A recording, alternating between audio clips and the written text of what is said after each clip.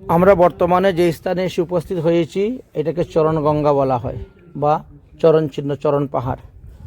এই ব্রজমণ্ডলের মধ্যে 4টি স্থানে চরণ পাহাড় আছে, চরণ চিহ্ন আছে। আরেকটা যাবো আমরা বৈঠানে দেখতে, বৈঠান এই হলো একটা, আরেকটা হলো মানসী গিরিরাজ গোবর্ধনে কুসুম সরোবরের পরে একটা আছে, আর একটা তো কাম্যবনে দেখা হয়েছে। এই যে এই যে আছি, এই গ্রামের আগের নাম ছিল নন্দীশ্বর, তারপরে নন্দগ্রাম নাম হয়েছে। এই নন্দীশ্বর গ্রামের মাহাত্ম্য কি? নন্দী এখানে বসে তপস্যা করেছিলেন, মহাদেবের বাহন নন্দী তপস্যা করেছিলেন। তখন অনেকগুলি অসুর এসেছিল নন্দীকে খাবে বলে, তখন এখানে মহাদেব প্রকট হয়ে অসুরগুলাকে বধ করে নন্দীকে রক্ষা করেছিলেন এবং অভিসম্পাদ দিয়েছিলেন যে এই নন্দীশ্বর পর্বতের উপরে কোনো রাক্ষস দৈত্য দানব আসতে পারবে না, যদি আসে তাহলে সে মারা যাবে।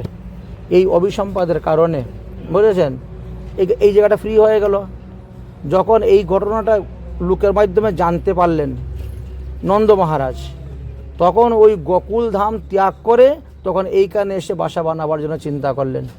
নাহলে তো গোকুলই থাকতেন, 84 খাম্বা গোকুল, এত বড় রাজত্ব ছেড়ে দিয়ে একমাত্র কৃষ্ণ বলরামকে রক্ষা করার জন্য সেই গোকুলধাম ত্যাগ করে এসে এইখানে এসে বাসা বানালেন।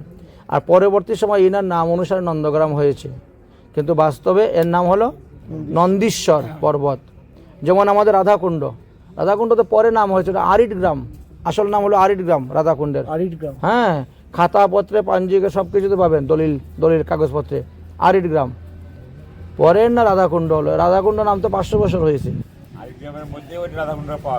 হ্যাঁ, আরিট গ্রামের মধ্যে ইনসিডেন্ট হয়েছিল, এই 500 বছর থেকে রাধাকুণ্ড চলতেছে।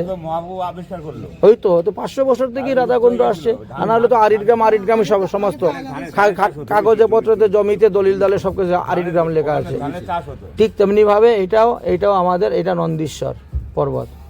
আর বর্ষানা হলো ব্রহ্মগিরি পর্বত, আর গিরিরাজ গোবর্ধন হলেন গোকুল, গোলকধাম। হ্যাঁ, গোলকধাম আর ব্রহ্মলোক আর কৈলাস। হ্যাঁ, তো ওটার দিকে ওদিকে তো আমরা যাই না। সাগরিকপুর যেতে গেলে আপনাকে পায়ে আরো 2 কিলোমিটার হাঁটতে হতো।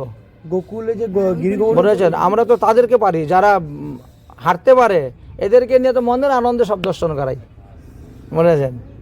আর যারা পারে না তাদেরকে বিশেষ বিশেষ জায়গা দর্শন করাইতে হয়, অনেকগুলো দর্শন ছাড়তে হয় আমাদেরকে। কত বয়সে? 7 বছর বয়সে। এখান থেকে তো এইখান থেকে গিয়েছিলেন গিরি গোবর্ধন পূজার সময়, এইখান থেকে গিয়েছিলেন, এইখান থেকে গিয়ে গিরি গোবর্ধন পূজা হয়েছে এবং পর্বত তোলা হয়েছে এই স্থান থেকে। এই স্থানে তো লীলাটা সব থেকে বেশি হয়েছে, বুঝেছেন। প্রায় 9 বৎসরের মতো কৃষ্ণ এই স্থানে বাস করেছেন, আর এই গোচারণ করতে এসে এইখানে দাঁড়িয়ে বাঁশি বাজিয়েছেন, এই চরণ চাপ পড়েছে। এই হলো চরণ গঙ্গা, বিশেষ মাহাত্ম্য। এই জন্য 2 মাস করে দিন, 2 মাস 20 দিনে এখানে আসছে। যাই হোক, তো আমরা তো এই স্থান দর্শন করতে পারলাম, দর্শন মাহাত্ম্য। এবার আসেন বৃন্দাকুণ্ড যাব। আপনারা লীলাস্মরণ করেন কখনো?